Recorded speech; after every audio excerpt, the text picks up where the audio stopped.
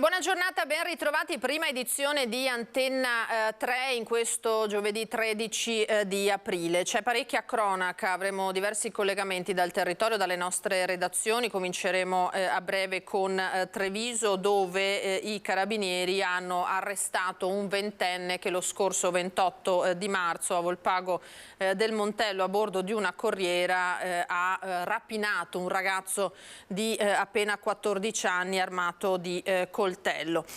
Poi più tardi parleremo anche di politica, avremo diversi ospiti e in collegamento degli amministratori con cui affronteremo il delicato tema della mobilità legata ai monopattini elettrici, che fa tanto discutere, soprattutto dopo che alla vigilia di Pasqua, purtroppo proprio nel nostro territorio veneto, a Oppeano in provincia di Verona, è morto un quindicenne che era a bordo di un monopattino elettrico ed è stato travolto da un'automobile. Quindi tema molto caldo, quello su cui si chiede una regolamentazione a più livelli. Adesso allora partiamo con la cronaca, andiamo a vedere quello che è stato l'esito di una razzia in villa che si è verificata nel Coneglianese, nell'abitazione di un imprenditore a cui sono stati portati via gioielli ma anche ricordi di famiglia. Vediamo. Gli agenti del commissariato di Conegliano sono al lavoro per risalire ai ladri che la notte di Pasqua hanno messo a segno un furto in una villa sulla collina di Monticella. I malviventi probabilmente sono entrati in azione consapevoli che in quel momento nell'abitazione non c'era nessuno, visto che i proprietari si trovavano fuori città per qualche giorno di vacanza. Dopo aver forzato una finestra al piano terra, si sono mossi indisturbati tra le stanze in cerca di denaro e gioielli. L'abitazione è stata letteralmente messa a soqquadro. Alla fine i malviventi sono fuggiti con oggetti preziosi, tra questi anche molti ricordi di famiglia. Ancora da quantificare il bottino, al quale si aggiungono i danni provocati all'interno della villa, dove i mobili sono stati spostati e rovesciati. Ad accorgersi della razzia i proprietari, uno volto noto del mondo del calcio nazionale e il cognato, una volta rientrati dalle vacanze. Immediata la denuncia alla polizia, che ha eseguito i rilievi e ha iniziato le indagini per risalire ai responsabili. E poi c'è il caso che arriva dal Padovano: violentò una donna all'esterno di un locale nel 2021, un cittadino tunisino è stato condannato a 6 anni di carcere. L'aveva sorpresa alle spalle nel buio della notte in un punto nascosto, l'aveva gettata a terra e violentata. Lo stupro all'esterno di un locale padovano nel settembre del 2021. Un anno e mezzo dopo, un tunisino di 39 anni con numerosi precedenti penali è stato condannato a 6 anni di carcere. L'uomo è già in cella dopo che era stato arrestato dai carabinieri pochi giorni dopo la violenza sessuale per aver rapinato un'anziana nella sua abitazione ad Ospedaletto Uganeo. Tornato in libertà 10 giorni dopo, aveva anche compiuto una spaccata in una tabaccheria a Ponte di Brenta e anche in quel caso era stato fermato e arrestato dai carabinieri. La ragazza, vittima di violenza, si era subito fatta visitare in ospedale e aveva sporto denuncia, così la procura è riuscita a risalire al 39enne che è finito dietro alle sbarre. Ed è stato condannato invece per molestie nei confronti dei 4 nipoti un uomo di 74 anni. I fatti sono accaduti nell'Alta Padovana, a denunciarlo era stata la nuora. Ha abusato dei 4 nipoti per almeno 7 anni, secondo quanto ricostruito dalla Procura di Padova e confermato dal Tribunale, che ha condannato a 3 anni e 8 mesi di reclusione un uomo di 74 anni, infliggendo una pena più pesante rispetto a quella chiesta dal pubblico ministero. I fatti sono avvenuti nell'Alta Padovana. A denunciare l'anziano la nuora, che aveva prima notato il turbamento dei 3 figli e poi raccolto le loro confidenze. Le testimonianze dei 3 ragazzi, 2 femminucce e un maschietto, sono state raccolte grazie alla mediazione dello psicologo e ritenute attendibili. Ai 3 nipoti se ne è aggiunto una quarta dopo la denuncia. Il 74enne dovrà risarcirli con 15.000 euro e pagare tutte le spese legali, secondo la sentenza del Tribunale, contro cui è possibile il ricorso in appello. Abbiamo detto che parleremo proprio di sicurezza stradale tra poco e allora andiamo a Poianella di Bressanvido, siamo nel Bassanese, dove si sono svolti ieri i funerali di Andrea Tagliapietra, il 17enne morto la notte tra venerdì e sabato scorsi mentre rincasava sul suo scooter.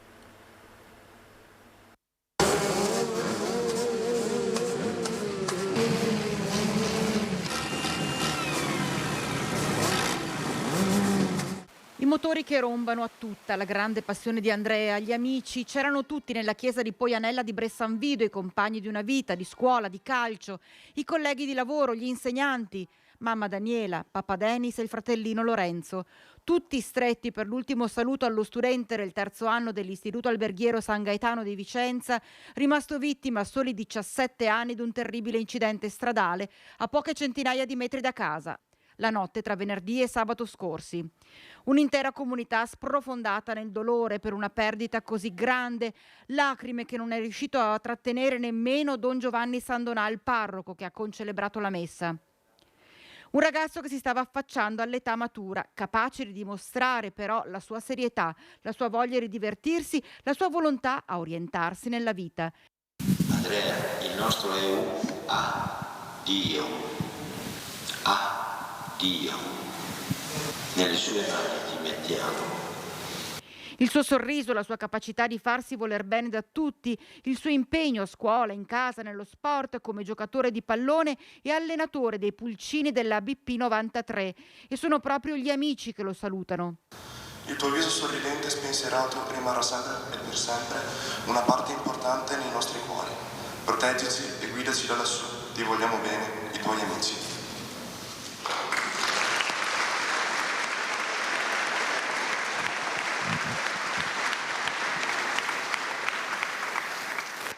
E toccanti le parole nella lettera scritta al suo ragazzo dalla mamma Daniela. Grazie, perché in questi 17 anni ci hai riempito la vita di gioia, ci hai resi sempre orgogliosi di te fino alla fine. Grazie, perché tu vivevi la vita a 1000, vivevi per far rumore e guarda Andrea, stavolta di rumore ne hai fatto davvero tanto. Hai mosso un intero paese, tutti qui per te. In cielo i palloncini bianchi e rossi, tra la musica, il fragore dei motori e l'amore infinito per questo ragazzo strappato alla vita troppo presto. Allora, prima di collegarci con Treviso, con la nostra Daniela Sizia che ci spiegherà i dettagli di questa rapina su una corriera per la quale i carabinieri hanno eseguito l'arresto di un ventenne, ci colleghiamo, vedo già in diretta Ilaria Marchiori e Sandro Ponchio da Mestre, via Piave, dove c'è un'iniziativa antidegrado portata avanti in una delle zone più calde della città. Ilaria, buongiorno. Sì, buongiorno Lina, buongiorno ai nostri telespettatori. Sono proprio qui in via Piave insieme all'assessore comunale Costalonga, assessore al commercio e all'assessore alla sicurezza Elisabetta Pesce, perché proprio dall'assessore al commercio è partita questa proposta per rivitalizzare via Piave. Sappiamo che è una delle zone più calde di degrado, in cui ci sono maggiori episodi di criminalità, e quindi proprio per questo si è pensato a proporre una sorta, la possiamo definire, di rambla, assessore. Sì, è un'idea che viene appunto dalla necessità di intervenire a 360 gradi su via Piave, non solo appunto con i controlli, con l'aspetto sociale di recupero delle persone, ma anche di conquistare, di riprenderci in mano quello che è un pezzo di territorio importante, quindi una via che negli anni passati veniva adoperata per farsi la passeggiata, ora è in mano, diciamo, di persone che sono sbandate, che non danno quella possibilità ai cittadini di riportarla come prima, e quindi l'iniziativa va a 360 gradi, va ad inserirsi all'interno di tutto il lavoro fatto tra assessorati, e l'idea di questa rambla di portare il mercatino nella via Piave, chiudendo la strada dopo una certa ora, assieme a delle iniziative che potrebbero essere legate a una street art, e quindi tutto quello che è l'arte di strada, potrebbero far sì che le persone arrivino in stazione, e dalla stazione possono, attraverso questo passaggio bellissimo, attraverso questo mercatino delle pulci, mercatini vari, arrivare fino a Piazza Ferreto, e quindi rivitalizzare tutta un'area che è difficile, portando i cittadini a riprendersi ciò che è suo. E questo, assessore, ovviamente sarebbe una appuntamento quotidiano, non una singola giornata o un weekend. Sì, allora innanzitutto si partirà con una sperimentazione, quindi faremo questa cosa qua, stiamo lavorando, adesso gli uffici stanno preparando l'idea verso magari fine settimana di organizzare questo sistema. Dopodiché se l'iniziativa funziona e rimane, allora farla diventare più presente. Comunque andrà, diciamo, dai periodi estivi, quindi dalla primavera fino all'inizio dell'autunno, dove appunto le persone possono passeggiare all'aria aperta, magari prima di cenare, quindi possiamo rivitalizzare tutta l'area, non solo per quanto riguarda l'aspetto della sicurezza, ma di tutte le attività produttive che sono qui nell'area. Ecco sì, e che si andrebbe ad aggiungere anche ad altre iniziative comunali che sono già state messe in campo. Naturalmente i controlli continuano ad esserci, giusto Assessore? Sì, noi abbiamo potenziato i controlli, il lavoro interforze che viene fatto oggi sul territorio è ancora più costante, vediamo dei risultati, abbiamo dei presidi praticamente fissi sia da parte di tutte le forze dell'ordine, da parte dei carabinieri, della polizia di Stato, della polizia locale. Molto importanti è stato fatto il lavoro delle espulsioni che ha ripulito la zona, c'è ancora lavoro da fare e queste iniziative servono anche per poter recuperare il territorio da un punto di vista sociale e commerciale. Ecco, anche il nuovo prefetto di Bari che si è insediato da poco durante l'ultimo comitato per l'ordine e la sicurezza ha preso delle decisioni importanti in tal senso che riguardano anche l'area di Via Piave. Sì, sicuramente, tra l'altro la collaborazione e il coordinamento che è fondamentale tra tutte le forze dell'ordine e in particolar modo con un'attenzione sulla zona dell'area Via Piave, Via Cappuccina, adesso quando si parla tutto del quadrante, insomma, Piave, e i risultati si cominciano a vedere. Certo, perché come sappiamo da Via Piave poi, se non ci sono controlli anche nelle zone limitrofe, la criminalità e gli episodi di microcriminalità si spostano, e dunque è giusto agire in tutto quello che è il quadrante. Ringrazio l'assessore alla sicurezza Pesce, l'assessore al commercio Costalonga. Qui da Via Piave a Mestre restituisco la linea allo studio. Grazie Ilaria, grazie ai tuoi ospiti, grazie a Sandro Ponchio per questo collegamento. Allora noi adesso andiamo a Treviso, comando provinciale dei Carabinieri in via Cornarotta, dove sono stati forniti poco fa i dettagli relativi all'arresto di un ventenne che avrebbe compiuto questa rapina, accusato di questa rapina su una corriera nella zona del Montello. Vedo Daniela Sizia con un ospite. Buongiorno Daniela. Buongiorno ai telespettatori. Dunque una rapina, la vittima è un 14enne, è accaduto all'interno di un autobus di linea e l'autore è un 20enne. Io sono in compagnia del maggiore Gabriele Favero, comandante della compagnia di Montebelluna. Che cosa è accaduto, comandante? Parliamo del giorno 28 marzo alle ore 12 circa. All'uscita di scuola questo ragazzo 14enne, come tutti i giorni, ha preso il pullman per rientrare a casa. A bordo del pullman, più o meno località Venegazzù di Volpago del Montello, è stato avvicinato da quest'altro giovane, poco più che 18enne, parliamo di 20 anni, armato di coltello che sotto minaccia si è impossessato, si è impadronito del giubbino griffato del minorenne. Non si conoscevano i due, il ragazzo, il minorenne, poi è sceso di corsa sotto shock, è rientrato a casa, mentre il rapinatore ha proseguito tranquillamente con estrema naturalezza la sua corsa fino al domicilio. Ecco, lui è andato a casa ed ha ovviamente detto tutto quanto ai genitori, che poi sono venuti dai carabinieri.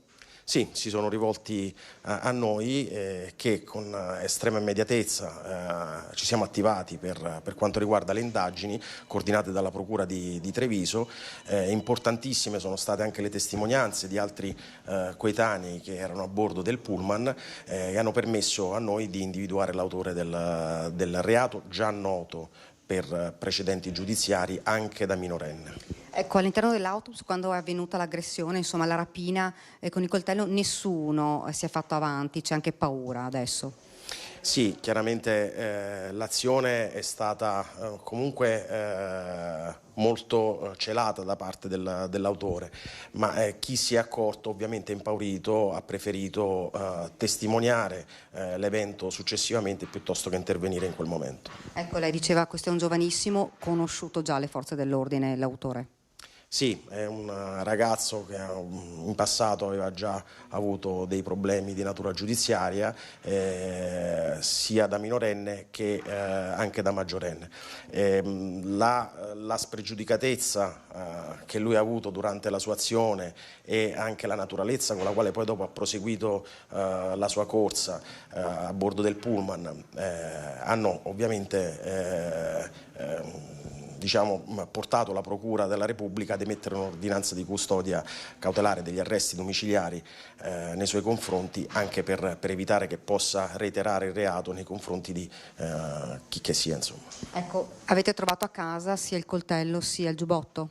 Nelle fasi che hanno portato al suo arresto, durante la sottoposizione agli arresti domiciliari, a seguito della perquisizione nel proprio domicilio, lui è stato trovato in possesso sia del giubbino griffato, parliamo di un valore di circa 200 euro, sia anche dell'arma utilizzata, del coltello utilizzato per la rapina.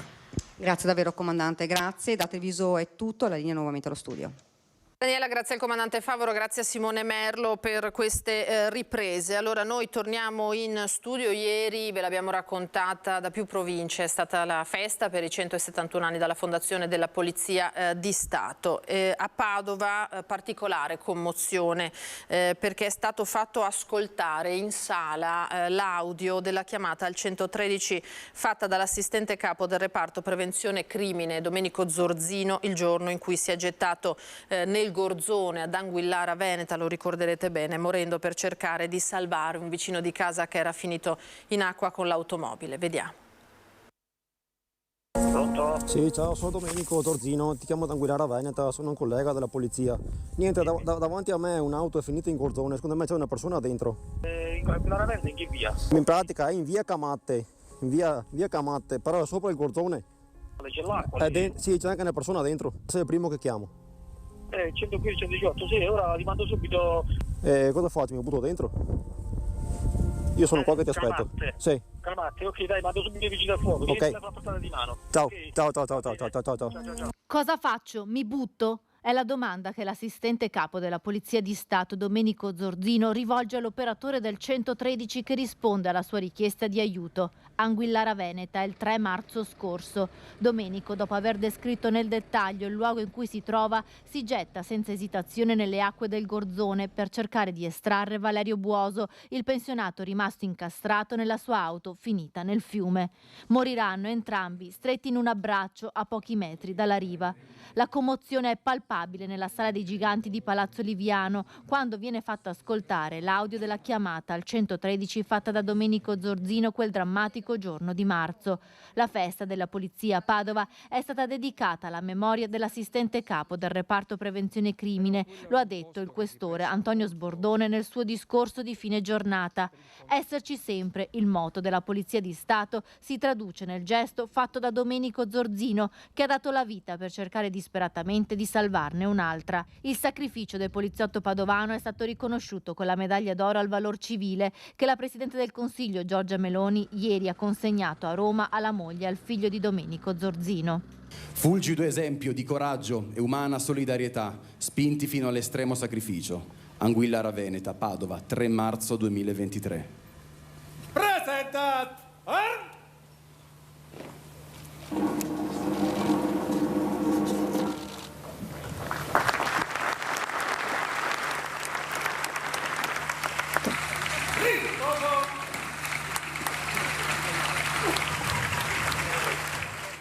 Il figlio Tommaso, durante il colloquio con il capo della polizia Lamberto Giannini, ha espresso il desiderio di seguire le orme del papà e di arruolarsi in polizia.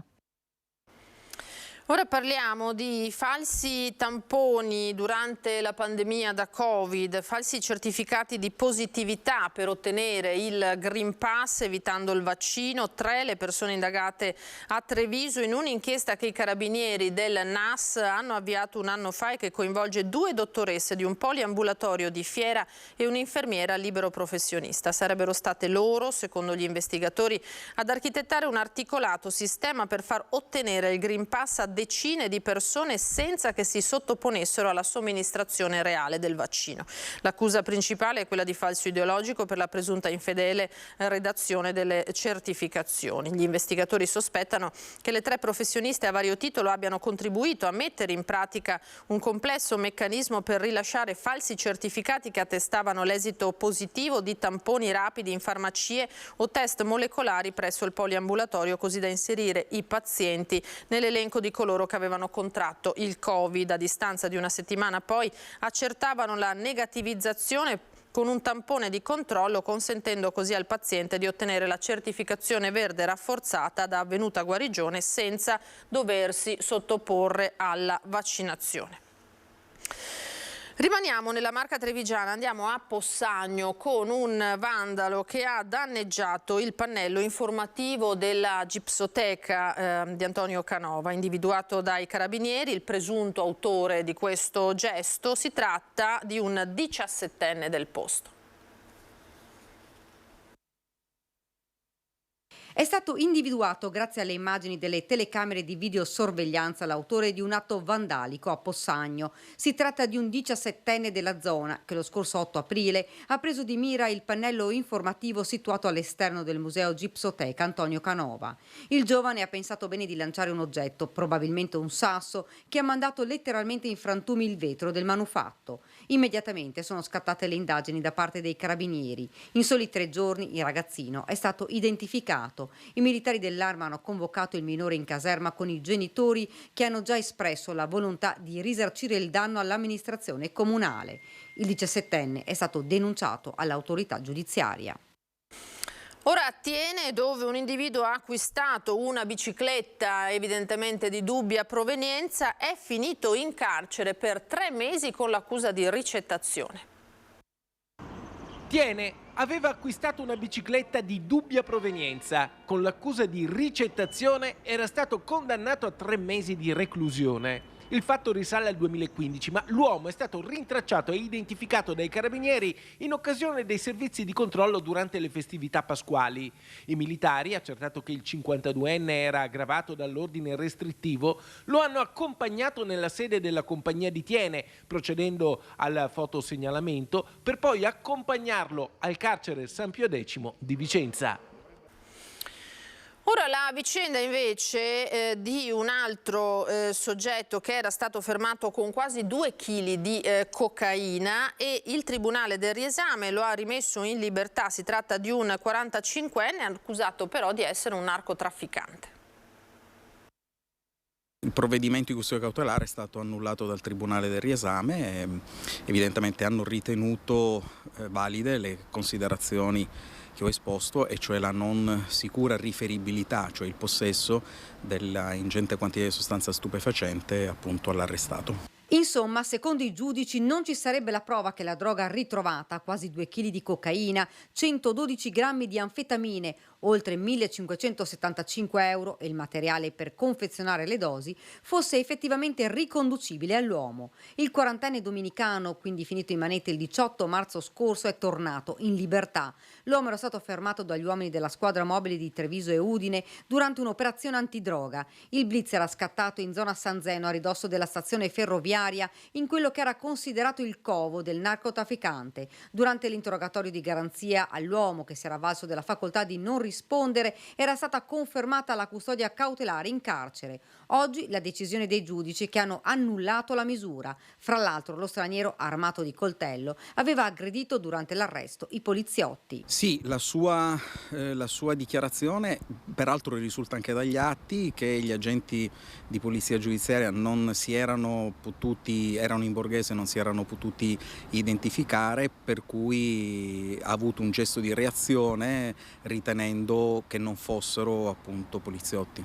Assieme al quarantenne era stata arrestata anche la cugina proveniente da Barcellona, che in quel pomeriggio gli stava per consegnare un involucro con oltre 1 chilo di cocaina. L'uomo, che era tenuto sotto controllo da tempo dalla polizia, è accusato di spaccio e possesso di droga e resistenza a pubblico ufficiale. Secondo l'accusa, il quarantenne smerciava tra Veneto e Friuli. L'accusa rimane e attenderemo da libero il processo.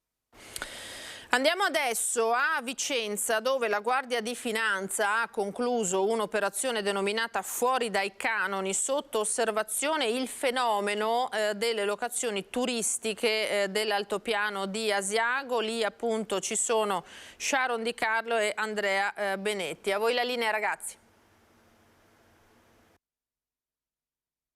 Sì, buongiorno a tutti. La cronaca ci porta qui in altopiano perché si è appena conclusa un'operazione della Guardia di Finanza di Vicenza denominata Fuori dai canoni. Lo si intuisce dal nome, sotto osservazione il fenomeno delle locazioni turistiche. Noi siamo in compagnia del colonnello Cosmo, buongiorno. Buongiorno a voi. Ci racconti di questa operazione? Qual è il bilancio?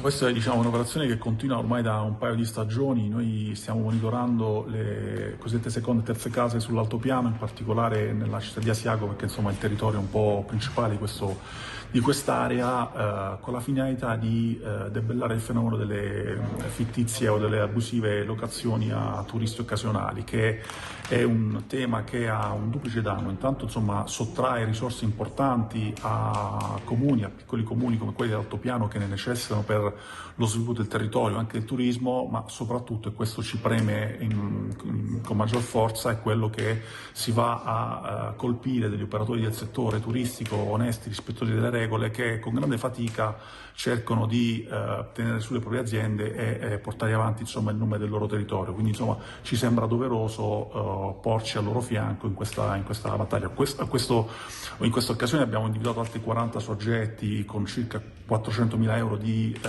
mancate dichiarazioni, a cui si aggiungono decine di migliaia di euro di imposte di registro e anche di sanzioni amministrative che poi, se ritenute doverose, vanno anche nelle casse dei comuni. Grazie al colonnello. Sono in compagnia anche del sindaco di Asiago. Buongiorno sindaco Rigoni Stelle. Per Asiago il turismo ha un grande motore, però sì a un turismo regolare. Sì, ecco, io voglio ringraziare la Guardia di Finanza per l'esito di questa operazione, che ha anche l'obiettivo di informare i cittadini verso una prassi di maggiore regolarità nella gestione delle locazioni.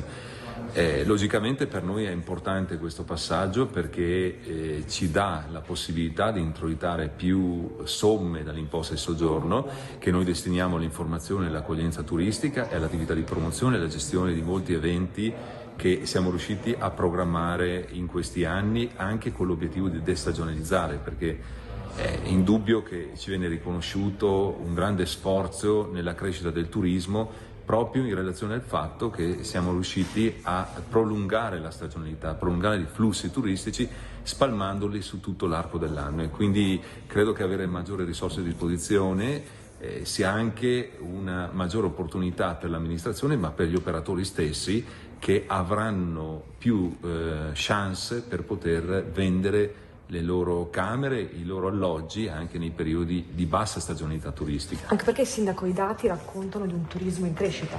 Noi siamo in forte crescita, credo che siamo il sistema turistico che sta crescendo di più proporzionalmente rispetto a tutti gli altri sistemi della Regione Veneto, ed è chiaro che questo premia uno sforzo organizzativo importante, uno sforzo anche in termini di investimenti che stiamo compiendo nel mondo del turismo. Penso ai milioni di euro che abbiamo investito per i nuovi impianti di risalita del Caberlava, delle Melette, del Verena, che ci hanno fatto riappropriare della stagione invernale, quindi siamo di fronte ad un forte rilancio di Asiago, dell'altopiano in genere, proprio perché noi abbiamo riacquisito quei turisti che non venivano più per la vetustà degli impianti e delle infrastrutture. C'è un grande sentimento di riappropriazione di una storia turistica del passato grazie ai grandi investimenti che stiamo compiendo per il turismo. Grazie al sindaco di Asiago Rigoni Stelle. Da Asiago è tutto, vi restituisco la linea. Grazie Sharon per questo collegamento. Allora noi ci fermiamo per qualche istante, poi torneremo con altri temi tra pochissimo.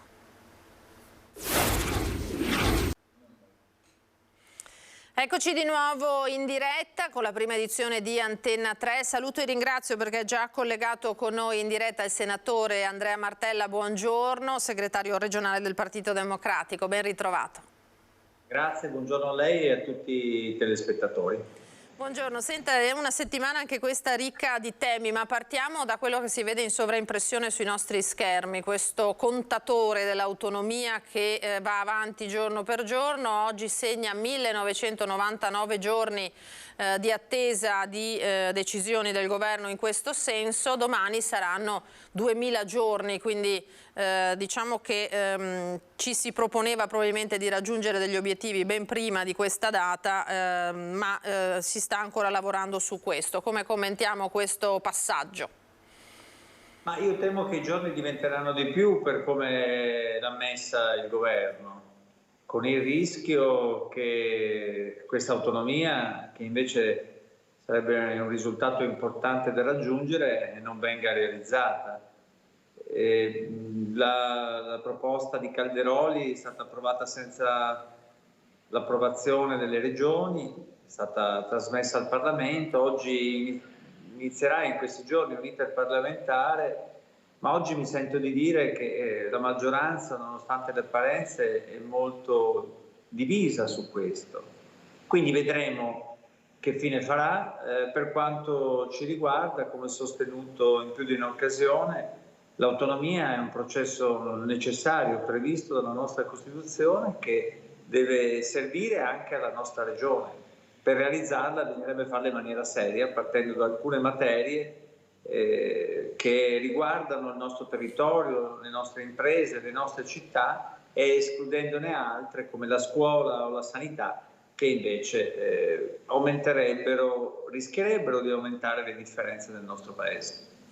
Senta, voi siete usciti proprio poco fa anche nelle agenzie con una presa di posizione rispetto a Milano Cortina, perché criticate la decisione presa dalla cabina di regia sulle Olimpiadi invernali, naturalmente parliamo di quelle, in merito alla realizzazione del villaggio olimpico in località Fiames a Cortina d'Ampezzo. Può sembrare positivo che sia stata risparmiata la distruzione dei prati di campo, tuttavia c'è forte rammarico, dice lei stesso, perché non è stata presa in considerazione la vostra proposta di riqualificare il villaggio ex Eni di Borca.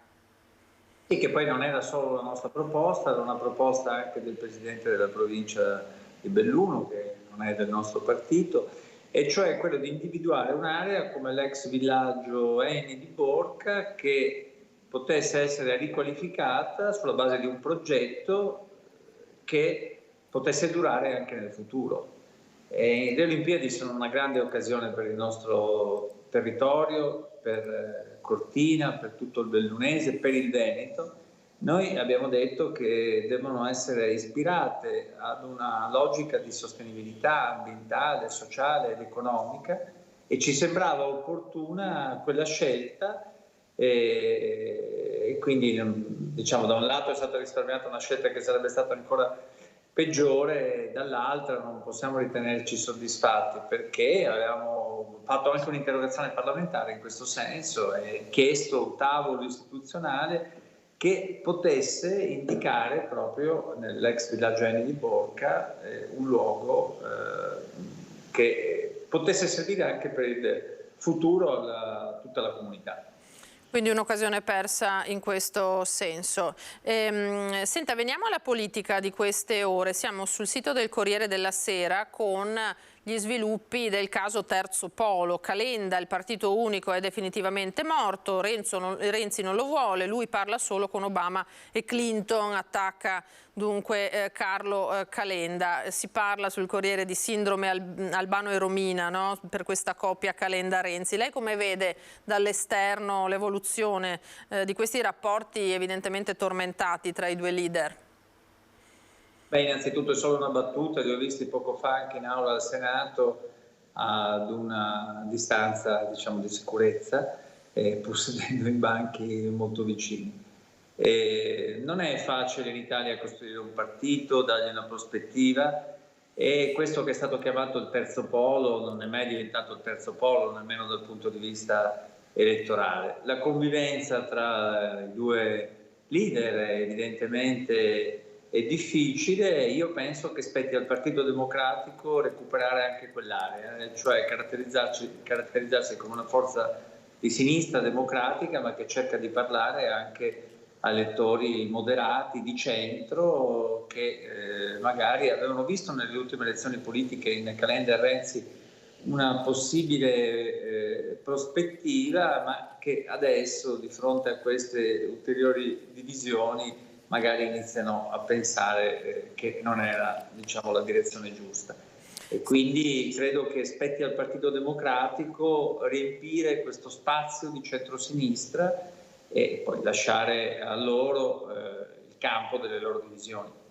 Senta, non è facile neanche tra compagni di maggioranza in regione, da quel che vediamo in queste ore, con la votazione del Consiglio regionale che non ha cambiato i componenti dell'ufficio di presidenza, non accogliendo di fatto la richiesta dei meloniani, qualcosa insomma non torna in questi rapporti, in queste ore. Noi abbiamo un servizio che le proporrei, poi lo commentiamo assieme.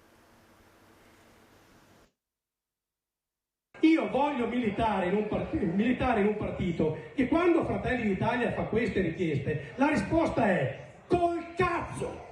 Preceduto da vibranti polemiche come raramente si è assistito in regione negli ultimi anni, la presunta resa dei conti tra Lega e Fratelli d'Italia pare se non altro rimandata alla prossima occasione. Il voto del Consiglio ha confermato la composizione dell'ufficio di presidenza: Roberto Ciambetti coi vicepresidenti Finco e Zotti, 6 segretari Sponda e Baldin, 3 leghisti per la maggioranza e un PD e un 5 Stelle per le opposizioni. Tutto come prima. La richiesta di maggiore spazio da parte di Fratelli d'Italia per ora non ha seguito, neanche nelle dichiarazioni di intenti. Non c'è stata nessuna richiesta particolare.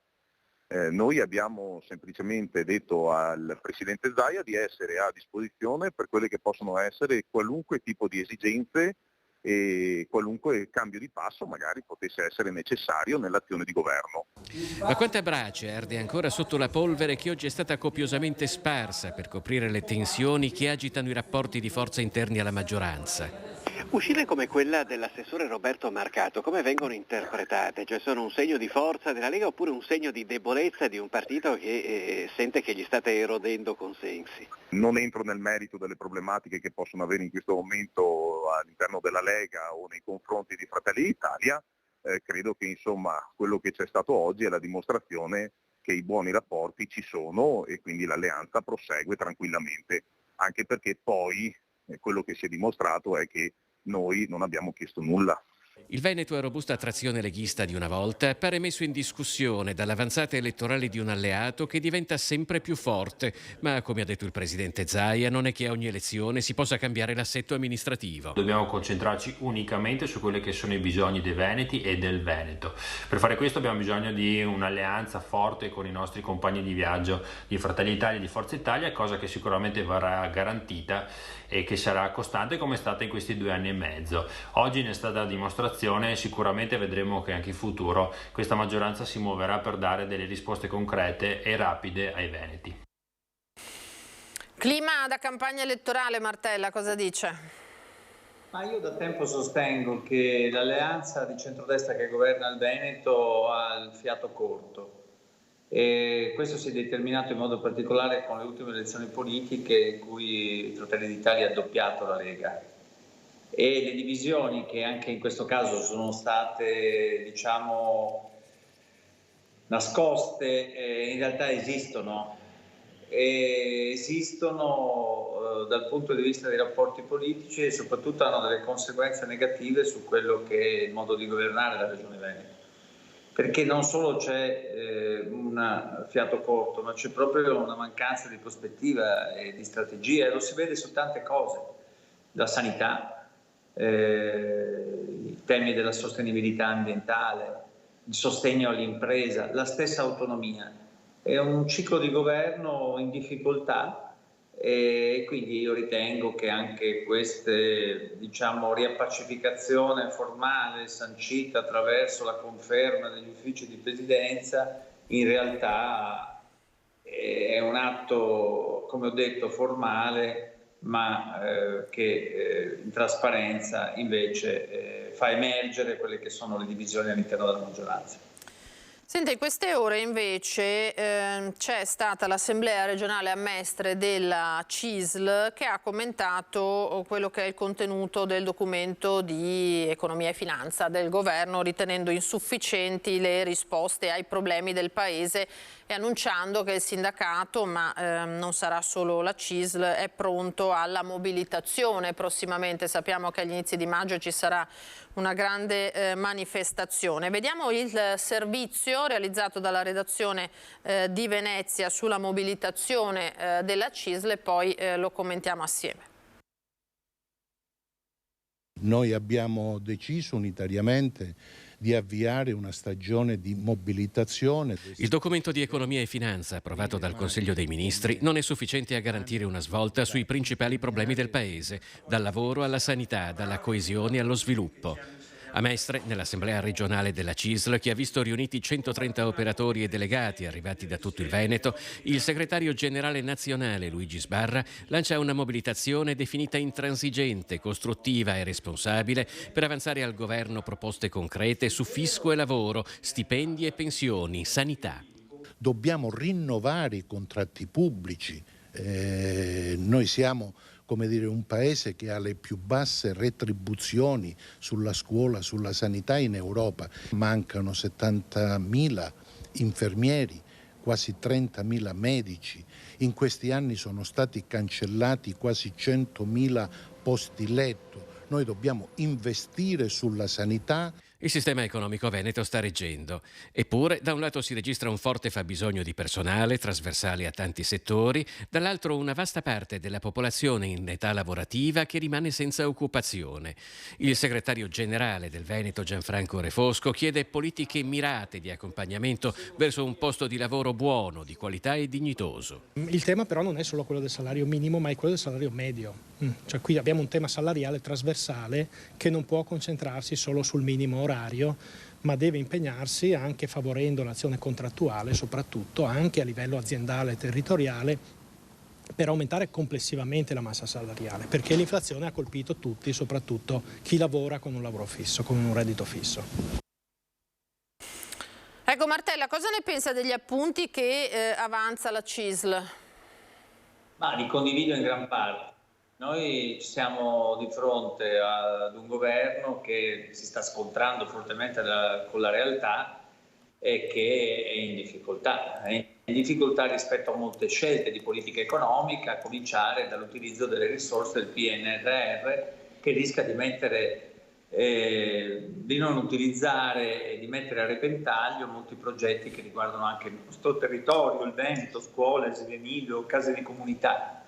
E questo DEF è un DEF da 3 soldi in realtà, che contiene pochissime misure, 3 miliardi destinati a ridurre il cuneo fiscale, cioè tasse a carico dei lavoratori dipendenti sul costo del lavoro, però non è destinato ad incidere economicamente. E invece ha ragione la CISL, come hanno sottolineato in questo convegno, come anche gli altri sindacati hanno detto recentemente, c'è bisogno fortemente di investire in sanità e scuola, che invece sono state tagliate con l'ultima legge di bilancio, c'è bisogno di contrastare il lavoro povero, c'è bisogno di contrastare il lavoro precario, di aumentare le retribuzioni dei lavoratori dipendenti, per quanto ci riguarda anche di introdurre un salario minimo sotto il quale non si può andare perché non è dignitoso, ma ovviamente se esistono dei contratti nazionali superiori non è che devono essere abbassati perché un salario minimo, è una soglia legale sotto la quale non andare. Ecco, tutte queste sarebbero politiche necessarie e mi pare che il governo di destra stia facendo molto fatica a realizzarle e infatti i sindacati hanno annunciato la possibilità di una mobilitazione nei prossimi mesi se non verranno centrati alcuni obiettivi. D'accordo, un altro dei temi caldi naturalmente è quello dei migranti in questo momento, che tiene molto impegnato il governo, perché è stato dichiarato lo stato di emergenza nazionale su questo fronte. Gli sbarchi, lo abbiamo visto, continuano, si moltiplicano. Nella Marca Trevigiana arrivano, rispetto a quelli che sono naturalmente i richiedenti asilo che vengono inviati nei territori per l'accoglienza temporanea, dalle 20 alle 30 persone la settimana. Così ci ha detto il prefetto di Treviso, Angelo Sidoti, che andiamo adesso a sentire. 3.000 sbarchi in 3 giorni a cavallo di Pasqua sulle coste italiane, un fenomeno, quello dei migranti, che secondo il governo ha registrato negli ultimi mesi un aumento del 300%. Se da Palazzo Chigi si continua a lavorare a una stretta dell'accoglienza, dall'altro, di fronte a questi numeri, è impossibile che le regioni e i territori ce la facciano da soli. Da qui la decisione di istituire misure straordinarie per i prossimi 6 mesi. Ieri il governo ha già dichiarato lo stato di emergenza su tutto il territorio nazionale, in previsione di ulteriori arrivi di massa. Nell'ultimo mese se ne sono concentrati tanti, anche nel Veneto, nella nostra provincia in particolare, settimanalmente abbiamo ricevuto dei migranti, numero di una trentina, ventina, trentina a settimana. Un flusso continuo, rotte che si intersecano, Libia, Tunisia, Turchia. Le prefetture vengono chiamate a fare ciascuna la propria parte nella redistribuzione dei migranti, e quelle del Veneto non sono da meno. Per la Marca, decine di persone in arrivo ogni settimana sono un numero consistente, ma il sistema ad oggi si autosostiene, malgrado le strutture principali siano già da mesi pressoché sature. Noi in provincia abbiamo fino adesso fatto fronte con i posti, chiedendo, in relazione ai contratti che ci sono con gli enti gestori, l'aumento dei posti. Ma anche la prefettura di Treviso sta correndo ai ripari. Inevitabile prevedere che se gli sbarchi continueranno con questa frequenza ci sarà bisogno di ulteriori spazi. Oggi scade anche il termine per una manifestazione di interesse, avviso di manifestazione di interesse che abbiamo emesso per la ricerca di nuovi posti. Vediamo quelli, abbiamo fiducia che anche il territorio ci dia una mano, con l'indicazione di possibili soluzioni alternative, alloggiative. Alla chiusura dei termini, le offerte di nuovi posti letto si sono però limitate a una ventina. Bisognerà dunque valutare se per ora possano bastare o se sia necessario intraprendere altre strade. Questa dunque è la situazione, segretario, ha sentito un po' in tutte le prefetture, si regge al momento, ma si stanno cercando altri posti liberi, perché naturalmente gli sbarchi, lo abbiamo visto in previsione, rischiano di aumentare. Sì, guardi, anche su questo io penso che il governo abbia affrontato male questo fenomeno, e anche l'aver dichiarato lo stato di emergenza diciamo è stata una decisione assunta per dare un segnale, come dire, di carattere ideologico rispetto al fatto che il governo intende contrastare più che affrontare questa emergenza, che invece va affrontata con il coinvolgimento dell'Europa, va affrontata con un'operazione innanzitutto di carattere umanitario, perché in mare le vite si devono salvare, e va affrontata con una politica di integrazione dei nostri territori, mettendo anche le risorse a disposizione dei comuni che fanno l'integrazione. Io sono intervenuto nei giorni scorsi anche con un'interrogazione parlamentare sollecitato da molti comuni della provincia di Belluno, che si vedono ridotte le risorse per l'accoglienza e l'integrazione e si vedono aumentare le richieste di accoglienza stessa da parte delle prefetture. Questo perché le risorse sono state in parte tagliate. E quindi io credo che ci voglia uno sforzo complessivo necessario per affrontare un fenomeno che assolutamente deve essere affrontato in una logica di sistema di carattere nazionale e di carattere europeo. Senta, un ultimo tema che interessa da vicino anche il nostro territorio, la siccità. Voi domani avanzerete delle proposte, è un fronte questo che sappiamo delicatissimo in questo momento.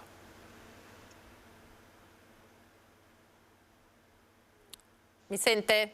Eccolo qua. Sì. Io ho perso la sua domanda, credo si riferisse alla siccità. Alla siccità, bravissimo. Sì, si è interrotto un attimo l'audio.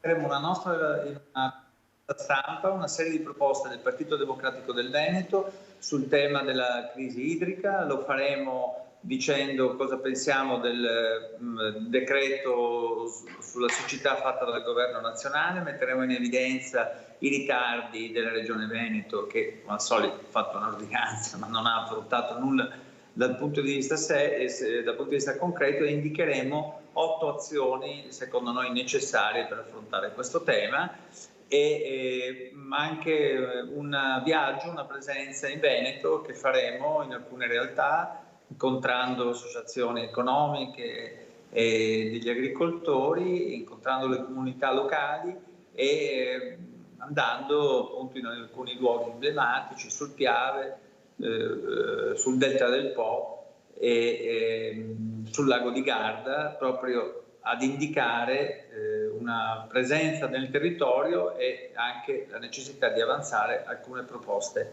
molto concrete. Benissimo, quindi domani approfondiremo con voi questo tema. Abbiamo visto immagini anche dal lago di Garda, no? Impressionanti, devo dire, in queste ore, proprio sullo stato dei nostri bacini. Grazie al senatore Andrea Martella, segretario regionale del Partito Democratico, e buon lavoro. Grazie a voi, buon lavoro. Una buona giornata. Allora, noi tra poco avremo altri ospiti, adesso però ci spostiamo a Padova perché da oggi è in corso la prima prova del nuovo test di ingresso a medicina. Sappiamo quanto discusso questo tema proprio per la carenza di nuovi medici. L'ha seguita per noi la collega Chiara Gaiani con Federico Cibotto. Ce l'abbiamo in collegamento, eccola, la vedo da Padova. Chiara, a te, buongiorno. Buongiorno, da Padova ci troviamo all'interno del complesso universitario di Via Venezia, alle mie spalle il centro linguistico di Ateneo, dove alle 9:45 di questa mattina è iniziata la prima prova del nuovo test di ingresso a medicina.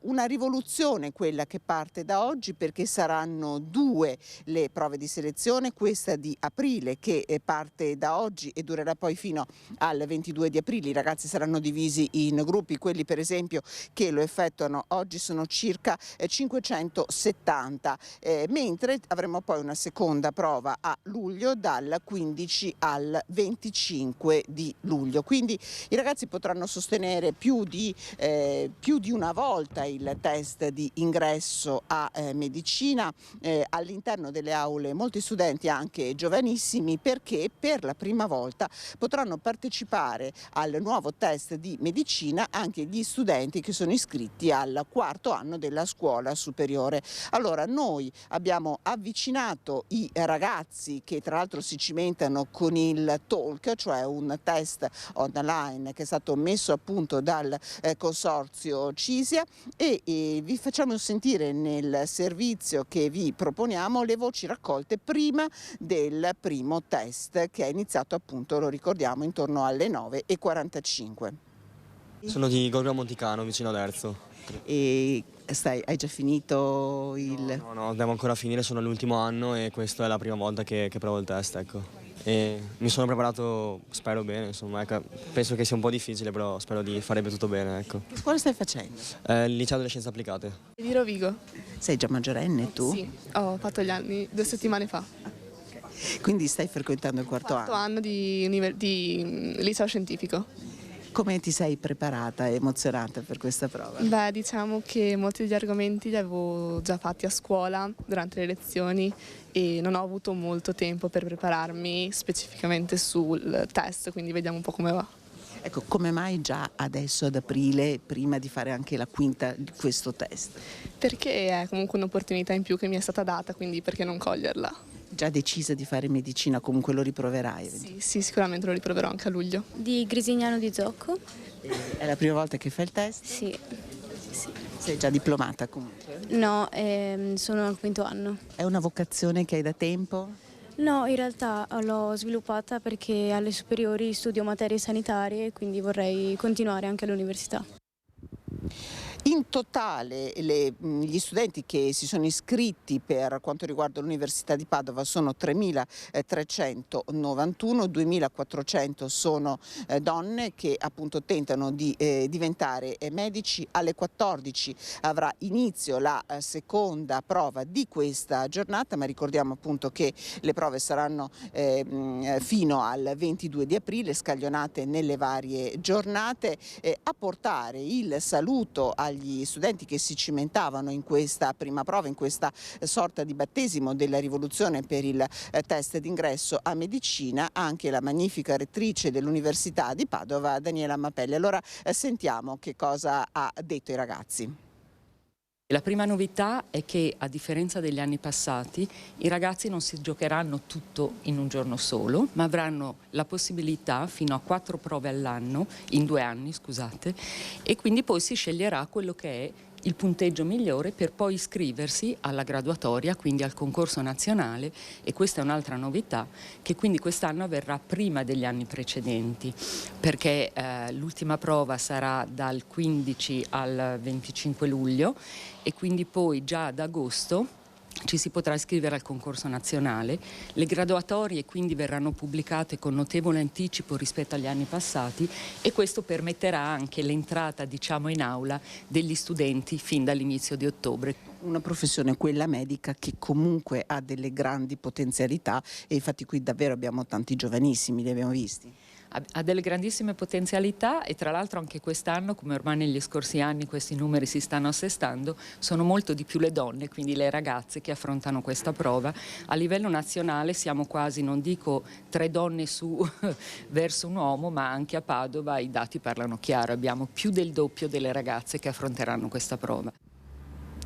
Sono 540 i posti a disposizione per quanto riguarda la Facoltà di Medicina di Padova per il prossimo anno, ma questo numero potrebbe aumentare di circa un 10%. Ricordiamo tra l'altro che proprio da oggi, 13 e 14 aprile, è stato proclamato lo sciopero da parte dei medici dello SNAMI e della SMI. Ringrazio per la collaborazione tecnica il collega Federico Cibotto e da Padova restituisco la linea allo studio. Grazie ai colleghi di Padova. Adesso rimaniamo proprio a Padova e parliamo sempre di studenti perché continua a dividere il caso dell'istituto che assegna un bonus da 100 euro agli studenti che hanno la media del 9. Non è il primo anno in realtà che accade. I padovani che abbiamo sentito sono divisi su questa iniziativa, su questa idea. I più giovani sono decisamente contrari. Sentiamo. Penso che un po' penalizzi chi è sotto appunto la media del 9, magari peggiorando delle situazioni che sono già critiche. Sarebbe corretto anche per dare soddisfazione a chi ha i meriti. Va avanti chi ha le possibilità di andare avanti, chi è un po' meno è giusto che sieda al suo gradino. I giovani più propensi al no, gli adulti al sì. Divide la città il caso del premio di 100 euro agli studenti con la media del 9, deciso dal Consiglio di Istituto Scalcerle di Padova. Un premio assegnato per il secondo anno, come dimostrano le foto pubblicate sul sito della scuola a maggio 2022, nel corso di quella che è stata chiamata la Serata delle Eccellenze. Rete degli studenti medi contrari, Consiglio di Istituto favorevole. I cittadini si spaccano anche sulla base dell'età anagrafica. Potrebbe essere da un lato utile per incentivare lo studio, dall'altro però potrebbe essere demoralizzante perché comunque si crea sempre un po' questa dinamica di competizione a scuola che non credo sia tanto corretta. Sì, perché no? Credo che ahimè la competitività dove c'è resta, non è che e può avere delle valenze positive e magari spronare ad avere dei risultati migliori. Loro parlano allora per la meritocrazia, per il merito. Guardi, qui sono scuole di pensiero, non lo so. Il merito secondo me va sempre premiato. Certo, poi magari crea delle discrasie con gli altri ragazzi. Oddio, le borse di studio ci sono sempre state, bisogna vedere se viene girata come borsa di studio o come competitività. E la fatalità della scuola di cui parlavo è lo Scalcerle, dove va a scuola mia figlia, quindi sì, non so cosa dire. I ragazzi non sono molto contenti di sta cosa, ecco.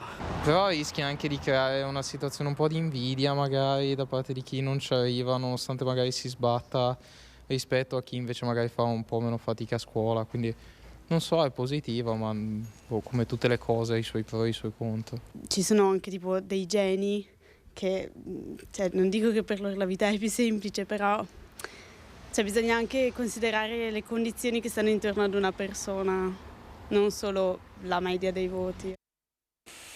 Questo dunque è il parere dei cittadini e anche dei ragazzi. Noi adesso apriamo una finestra su un tema che riguarda spesso e volentieri i giovani ma anche gli adulti in realtà, che è quello dell'uso dei monopattini elettrici nei nostri paesi, nelle nostre città.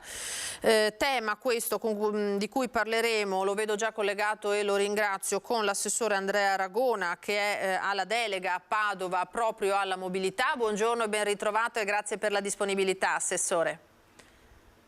Buongiorno a voi. Grazie. Vedremo se si collegherà anche il vice sindaco di Jesolo, Luca Zanotto, così da avere due scenari un po' differenti. Senta Ragona, lei è stato un promotore dell'uso di questo mezzo green in città, si va in tutti i centri storici, a maggior ragione in uno di pregio come Padova, verso l'utilizzo sempre più frequente di mezzi che riducano l'impatto a livello di inquinamento ma anche a livello di presenza di auto eccetera. Purtroppo di monopattini elettrici si parla anche in negativo. L'ultimo naturalmente fatto di cronaca che ci colpisce da vicino è la morte di un ragazzo di appena 15 anni a Oppeano, a Verona, la vigilia di Pasqua. È stato travolto da un'auto, si chiamava Samuele Brognara. Allora, uso dei monopattini, sappiamo che è auspicabile a livello naturalmente green di mobilità, ma serve una regolamentazione molto restrittiva perché abbiamo visto che ci sono rischi molto elevati. Cosa ne dice? Ma io dico che servono delle regolamentazioni, ma soprattutto dell'educazione e dell'attenzione per tutti i mezzi della strada. Oggi siamo a parlare dei monopattini perché sono l'effetto novità, ma ricordo che ogni anno muoiono migliaia di persone sulle strade in automobile a causa della disattenzione, per cui questo non vuol dire che i monopattini non sono pericolosi o le biciclette elettriche non sono pericolose, vuol dire che o approcciamo la questione stradale a 360 gradi oppure stiamo facendo una battaglia simbolica che poi non va davvero a risolvere i problemi. Ecco. Noi abbiamo le città dove prevalentemente si può andare a 50 all'ora in tutta la città. Molte città europee stanno già superando questa cosa, portando il limite a 30 tranne in particolari strade. Noi lo stiamo facendo in molte zone. Bologna ha già deliberato che tutta la città sarà a 30 tranne alcune strade di viabilità principale. Lo sta facendo anche Milano, perché o ci rendiamo conto che in realtà i problemi, i feriti, i morti arrivano da tutte le utenze della strada, oppure stiamo facendo una battaglia contro la novità. È tutto qua. Senta, da voi l'esperienza pratica di ogni giorno con i monopattini com'è? Come sta andando anche con l'inserimento di quelli pubblici? Ma allora si è fatto parlare di un gran parlare di Parigi, che avrebbe bocciato i monopattini. Allora io non so bene che decisioni prenderanno a Parigi, so che era un referendum consultivo, ho letto la stampa in Italia, ho letto la stampa in Francia, dove in realtà si parlava di flop del referendum, in quanto hanno votato solo il 7% dei parigini, quindi in realtà una minoranza veramente estrema ha scelto di andare a votare contro i monopattini. Probabilmente la maggior parte, il 90%, ha deciso che era anche una battaglia un po' fuori del tempo, perché di fatto ormai questi mezzi girano nella nostra città e o ci mettiamo in testa che li regoliamo in qualche modo, oppure continueranno a girare senza regole. Allora, l'utilizzo di monopattini pubblici serve proprio a questo, a offrire un'alternativa a chi decide di muoversi in monopattino, che è più sicura rispetto al monopattino privato, in quanto sono dei mezzi che hanno un certo tipo di sicurezza, hanno ad esempio le ruote con un diametro maggiore, i freni su entrambe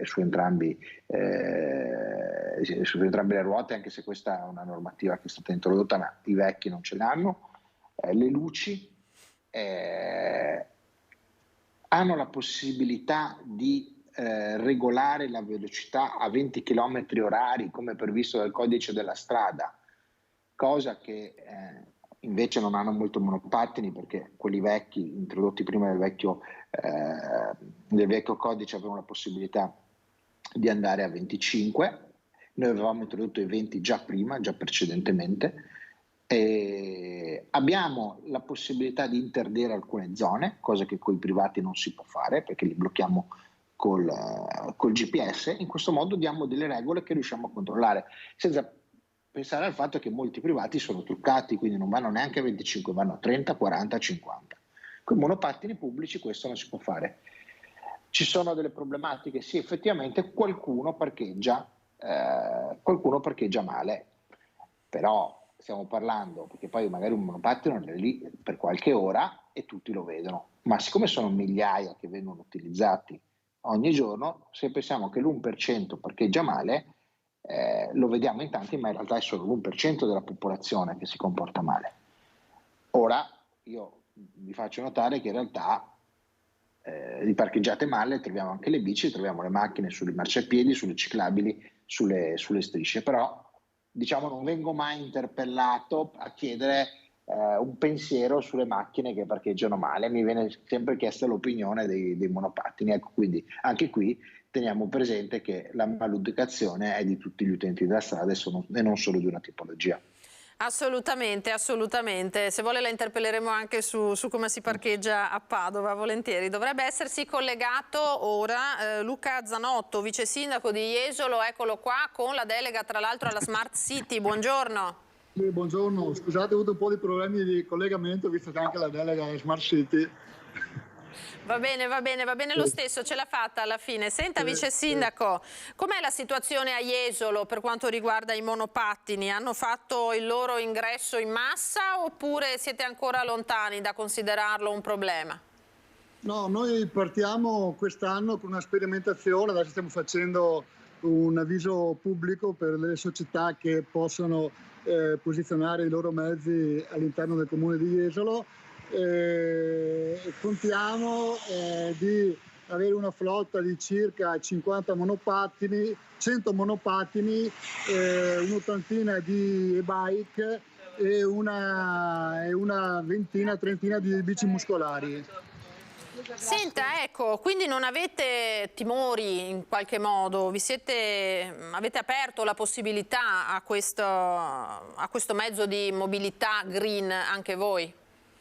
Sì, nel senso che i timori ci sono perché conosciamo tutti cosa è successo a Parigi, che hanno fatto un referendum, ci sono problemi di incidenti con i monopattini, anche se i dati Istat 2021 dicono che gli incidenti mortali sono più frequenti nelle bike piuttosto che nei monopattini, però noi vogliamo proprio mettere una società ad hoc che noleggia questi monopattini perché abbiamo la garanzia che il servizio venga fatto in maniera corretta. Cosa significa corretta?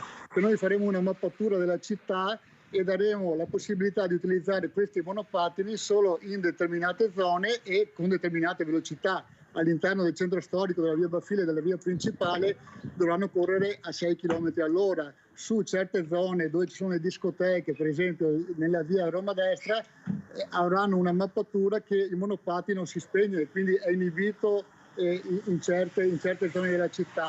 E poi sono anche monopattini che rispetto a quelli privati sono sicuri perché sono assicurati, possono utilizzarlo solo chi ha un'età maggiorenne, hanno una pedana più larga, hanno le frecce, hanno i fari e quindi ecco, bisogna vedere il pro e il contro. Naturalmente facciamo una sperimentazione per dei mezzi che sono sostanzialmente i mezzi green, quindi vanno ad alleviare quello che è il traffico cittadino e con un mezzo green che naturalmente è un mezzo elettrico. Benissimo, rimanga con noi Zanotto.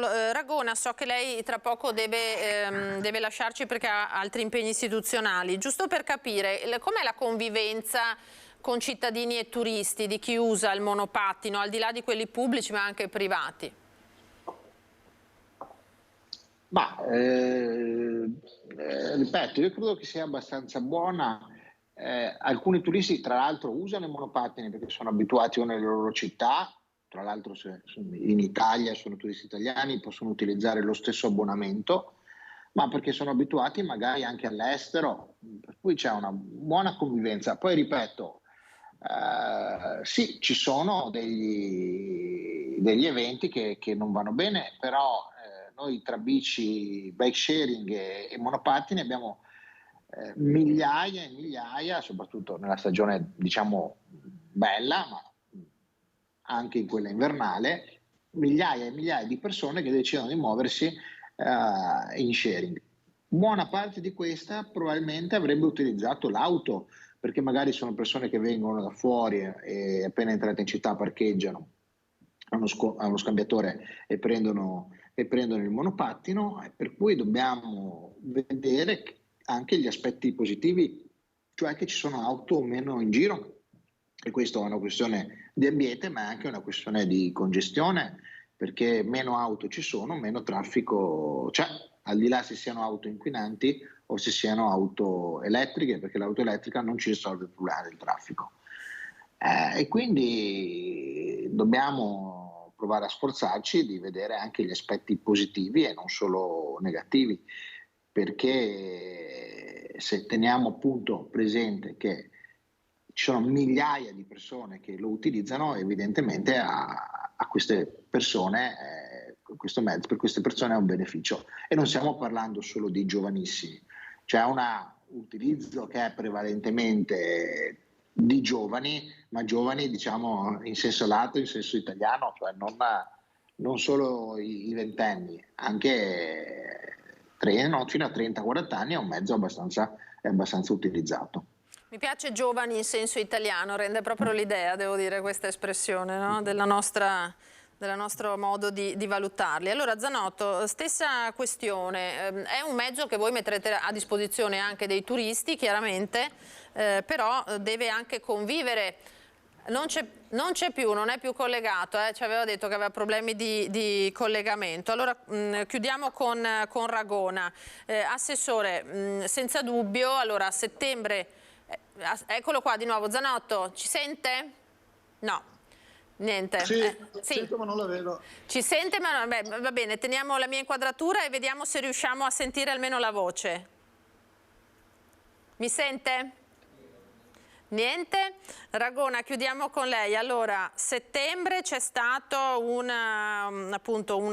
ci sono stati dei cambiamenti, delle novità rispetto al codice, rispetto a quelli che sono gli obblighi per chi usa questo mezzo. Al 1° gennaio dell'anno prossimo ci sarà un ulteriore adeguamento.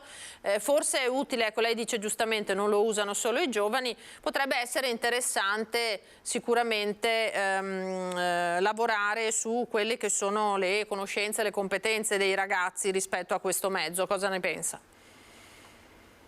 Sì, noi lo stiamo facendo, abbiamo dei progetti di formazione sin dalle scuole primarie, ma le ditte che gestiscono il servizio hanno fatto in passato e continuano a fare delle iniziative di formazione per le persone. Quindi questo è sempre importante farlo, e stiamo anche chiedendo un certo tipo di attenzione per quanto riguarda delle penalità, delle sanzioni per chi parcheggia in maniera sbagliata. Chi deve parcheggiare il monopattino lo deve fare sempre mandando una foto di come è posizionato il mezzo, e noi stiamo chiedendo alle ditte, e devo dire hanno risposto, di essere particolarmente rigidi in chi sgarra. Benissimo. Zanotto, una domanda su questo anche a lei. C'è necessità di incentivare, ecco, la conoscenza di quelli che sono rischi e benefici di questo mezzo? Sì, indubbiamente i benefici sono quelli che naturalmente il centro viene alleggerito dal traffico, perché comunque c'è l'uso di questi mezzi, non solo monopattini ma anche e-bike. Ecco.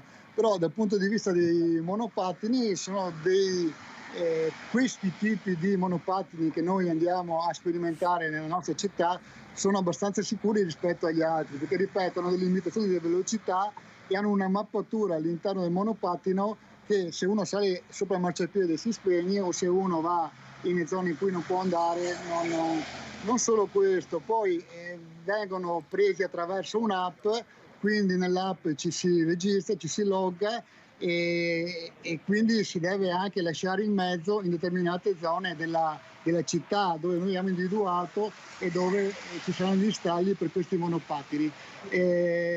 Quindi non solo per i turisti, noi siamo una città turistica, quindi non solo per i turisti, ma queste società sono un po' presenti in tutte le capitali europee dove sono già presenti questi monopattini. Mi viene in mente Berlino, ne ha tantissimi, Parigi adesso fa un altro ragionamento, però in molte città sono presenti e quindi già si conosce con l'utilizzo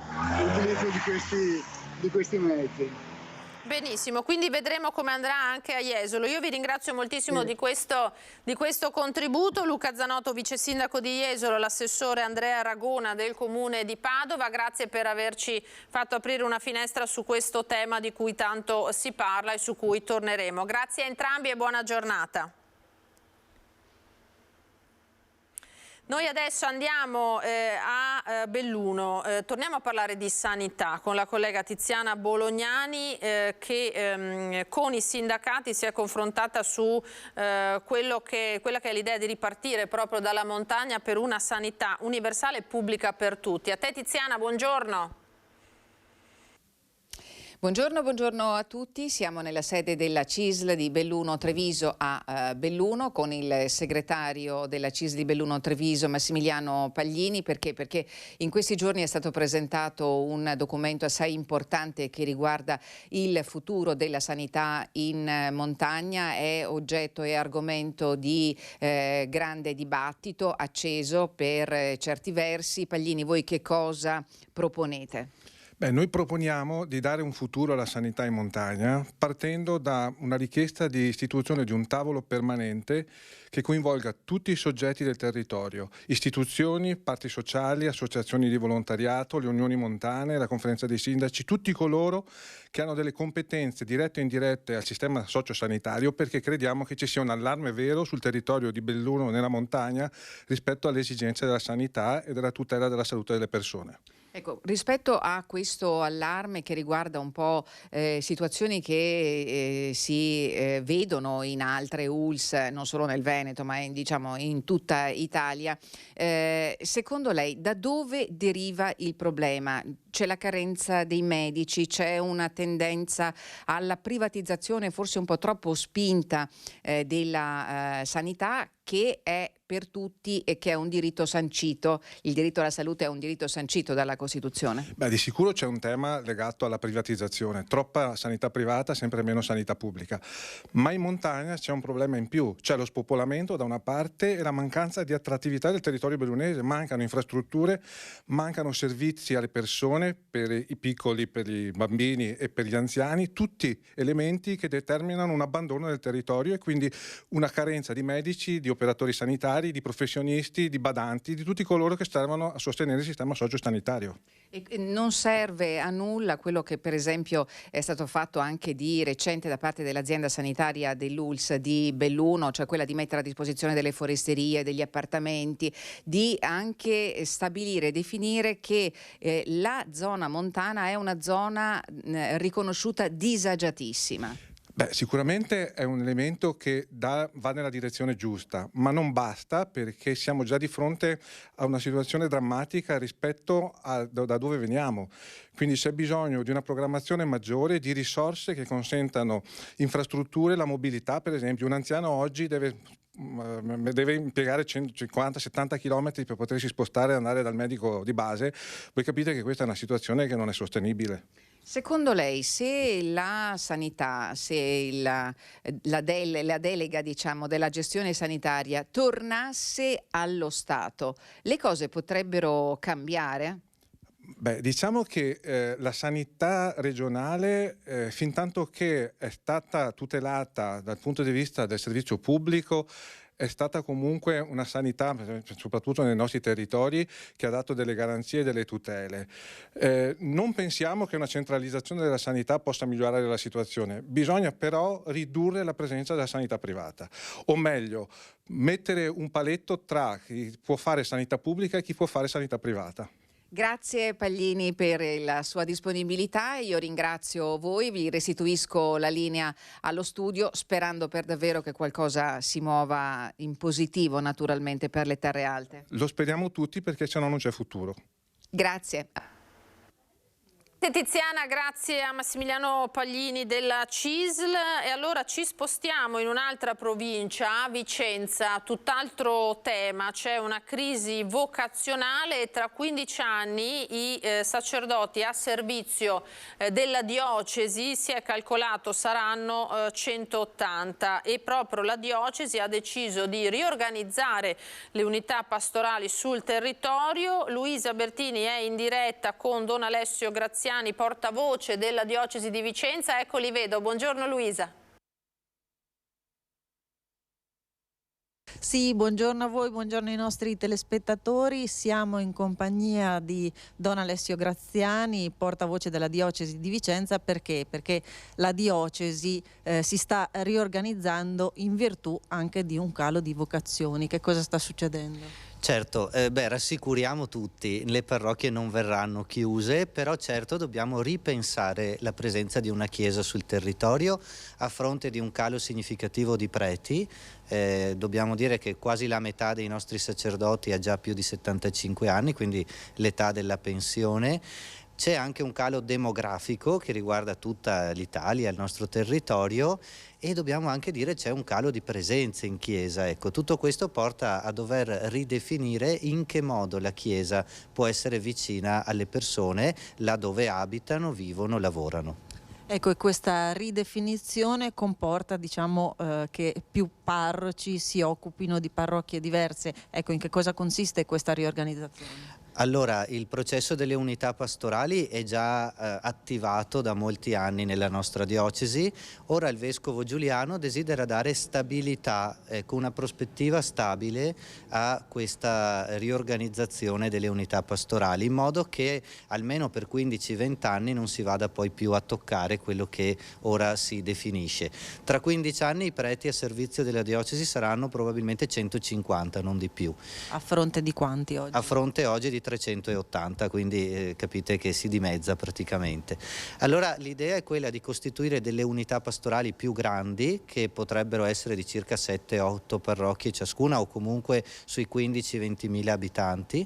Ogni unità pastorale sarà servita da 3 sacerdoti che vivranno insieme in una stessa canonica, facendo anche vita fraterna e dando più responsabilità ai laici, con la costituzione di gruppi ministeriali, si chiamano, cioè 3-4 laici preparati che condividano la responsabilità nella cura pastorale, ma poi avremo anche una maggiore valorizzazione delle religiose, che ancora abbiamo nella nostra diocesi, e anche del diaconato permanente, che certamente è una grande risorsa in crescita.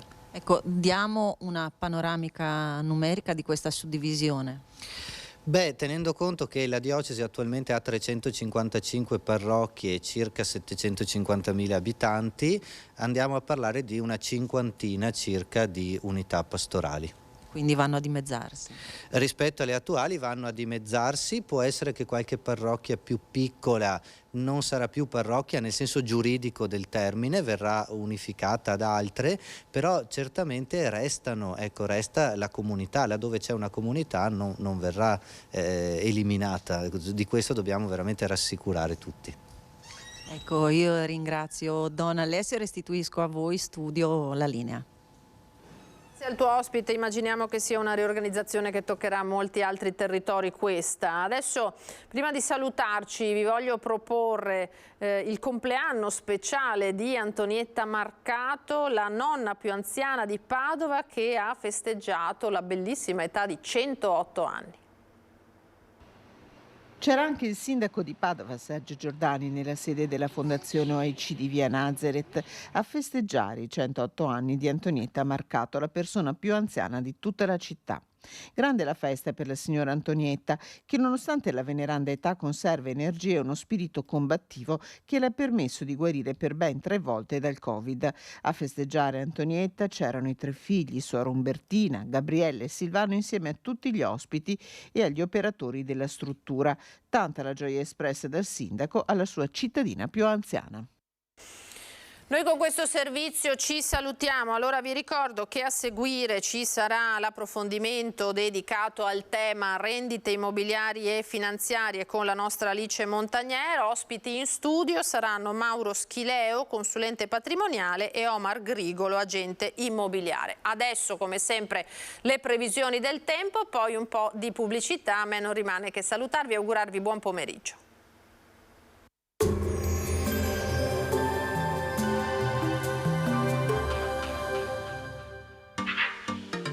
Tremonti, attrezzature e materiale per saldatura professionale a Montebelluna. Bentrovati al meteo. Tornano piogge preziose per il nostro territorio. Una perturbazione atlantica in transito causerà maltempo. Vediamo insieme il dettaglio di giovedì 13 aprile.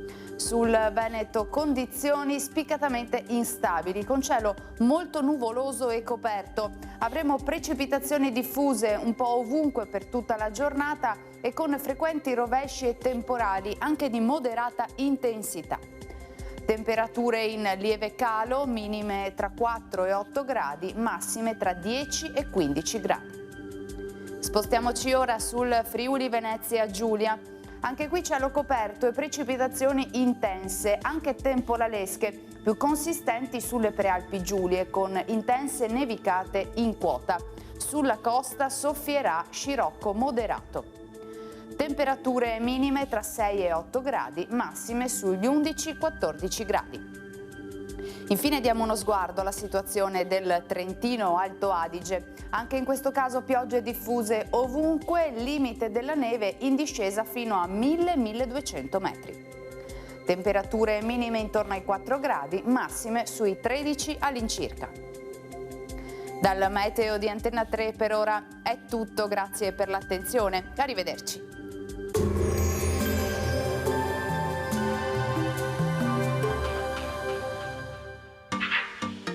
Tremonti, attrezzature e materiale per saldatura professionale a Montebelluna.